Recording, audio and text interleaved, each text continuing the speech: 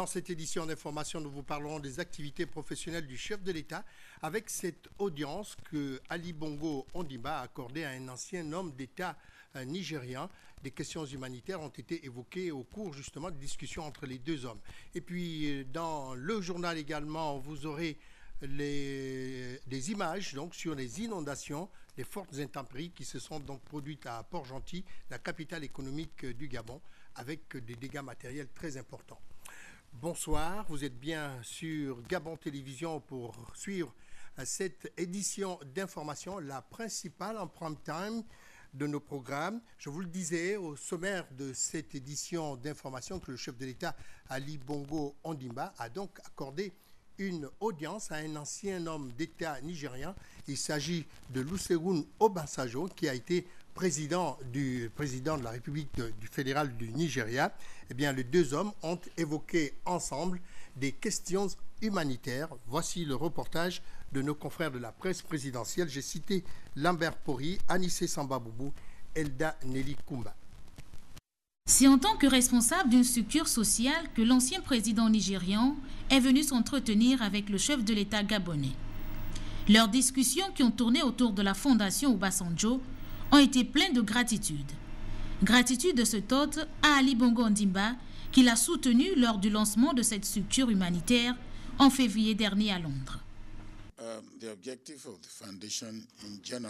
La fondation a deux objectifs. Le premier objectif, c'est d'abord la sécurité humaine, donc la sécurité physique des êtres humains et des Africains.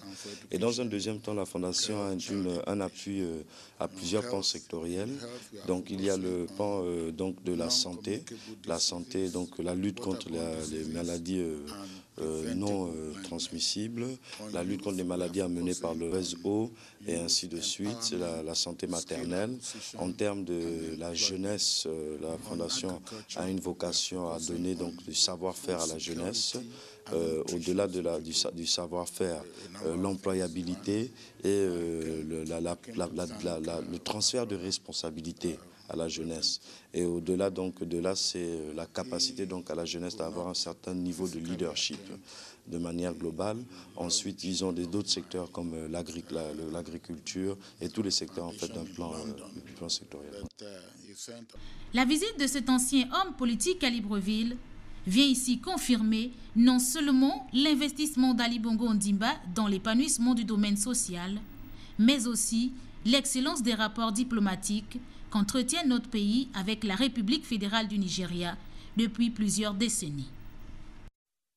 Restons toujours au palais de la présidence de la République pour signaler cette rencontre entre le chef de l'État Ali Bongo Ondimba et les responsables des institutions bancaires sur le financement des projets en exécution déjà engagés dans notre pays et financés justement par certaines de ces banques. Eh bien, on va voir tout cela avec Lambert Pori, Anissé Sambaboubou et Rabia Delphine Yari.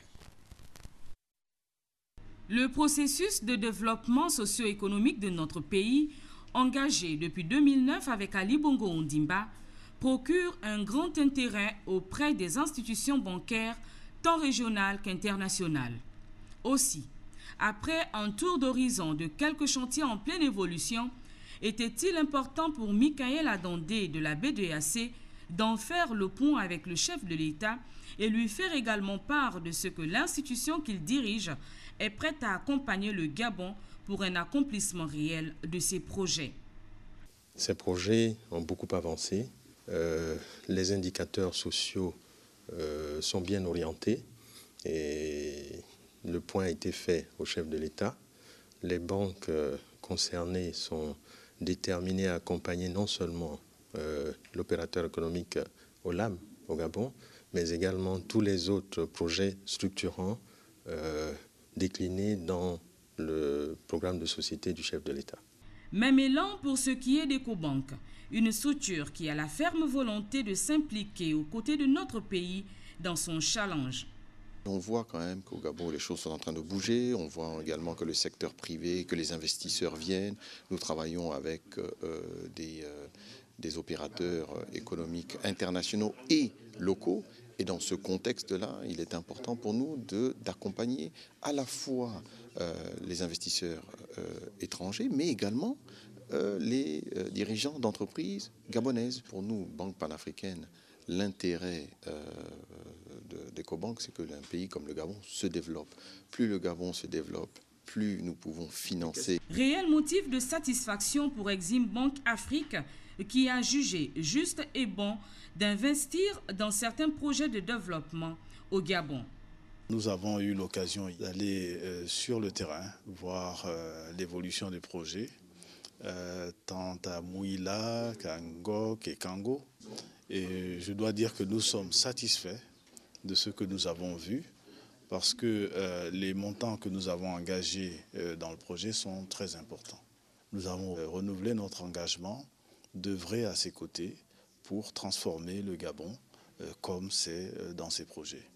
De manière générale, les visites d'inspection, disons-le ainsi, viennent finalement de stimuler ses partenaires banquiers pour, sans aucun doute, un appui financier encore plus accru afin que l'objectif d'un Gabon émergent soit effectivement atteint en 2025. Après l'humanitaire, l'économie, place également à la politique. La politique, c'est le comité permanent du bureau du Parti démocratique gabonais qui était autour du chef de l'État. Eh bien, il faut vous dire que les récents échanges de l'intérieur du pays ont été épluchés et, bien entendu, en prélude à l'organisation du Congrès national de ce début du mois d'avril 2013. Alors, on va voir tout cela avec nos confrères de la presse présidentielle, Lambert Pori, Anissé Sambaboubou, Elda Nelly Koumba. Le Congrès national du Parti démocratique gabonais pointe à l'horizon. En prélude à l'événement, des conseils provinciaux se sont tenus à travers les 9 provinces du pays. Occasion a été donnée aux militantes et militants autour des hiérarques du parti de jeter les bases de leurs assises prochaines. Il était donc de bonne loi pour Faustin Boukoubi et autres responsables nationaux du PDG de faire le point aux distingués camarades présidents du Parti démocratique gabonais. Nous avons, à cette occasion-là aussi, fait un point sommaire aux distingués camarades présidents des conseils provinciaux qui se sont tenus le week-end dernier.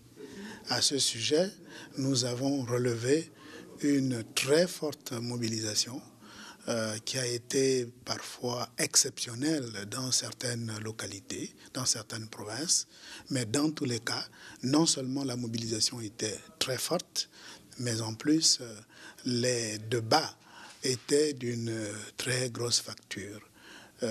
Ils étaient très hauts, de bonne qualité, de bonne facture, et les contributions des uns et des autres au travail de base qui a été soumis à leur appréciation ont été très positives. Et tout cela, bien sûr, sera entériné par les congressistes le week-end prochain. En entendant la tenue de ce rendez-vous dans les tout prochains jours, rencontre qui pourrait présager d'un renouvellement des structures de base, entre autres le bureau politique, le Conseil national et le comité central, le secrétaire général de cette formation politique s'est dit satisfait du travail accompli à l'intérieur du pays. Libreville, la capitale administrative du Gabon. Et cette fois-là, on va parler donc de culture et de mode, particulièrement c'est le lancement donc de ce défilé de mode qui a présenté, si vous voulez, une nouvelle collection gabono-indienne. C'était à l'Institut français du Gabon. Charline Pira, Victor Mundunga nous relate ici ce qui s'y est déroulé. C'est au terme de la clôture de la semaine de la francophonie que les stylistes modélistes Elisabeth Ogula-Belrose et Savita Moaline se sont joints à cette cérémonie pour présenter leur nouvelle ligne de vêtements à travers ce défilé spectacle. Lequel défilé dénommé Elisave, composé à la fois de modes indiennes et gabonaises. D'Elisabeth, gabonaise, africaine, et de Savita, indienne. Donc c'est un mélange de tissus, mélange de culture, mélange de tradition. Et on a voulu le traduire par les tenues vestimentaires, ce qu'on vous a présenté ce soir. Lorsqu'on présente une nouvelle collection, ça ajoute non seulement par rapport à l'image, par rapport au travail fait des artisans qui sont autour, ça apporte énormément à la mode et à la culture gabonaise. Elisav, c'est donc tout un brassage de cultures aux couleurs indiennes et gabonaises représentées désormais dans notre pays et à travers le monde. La mode gabonaise, c'est-à-dire ça se traduit avec le wax, le super wax et le houdin et pas mal de tissus. Donc on est dans l'esprit de le moderniser. Moderniser aussi les tenues indiennes, faire un mélange des deux et avoir des modèles faciles à porter dans la vie de tous les jours. Ce défilé spectacle riche en couleurs a vu la présence de certains couturiers gabonais de renom, tels que Chouchou Lazare, ainsi que la prestation d'humoristes, à savoir Serge Abessolo et d'artistes. Ce qui viendra mettre un terme à cette soirée où modes indiennes et gabonaises ont communié ensemble. Voilà, madame, messieurs, vous qui attendiez le match, ou qui suivez plutôt le match comptant pour la Champions League entre Barcelone et Paris Saint-Germain. Le score est en faveur donc de Barcelone.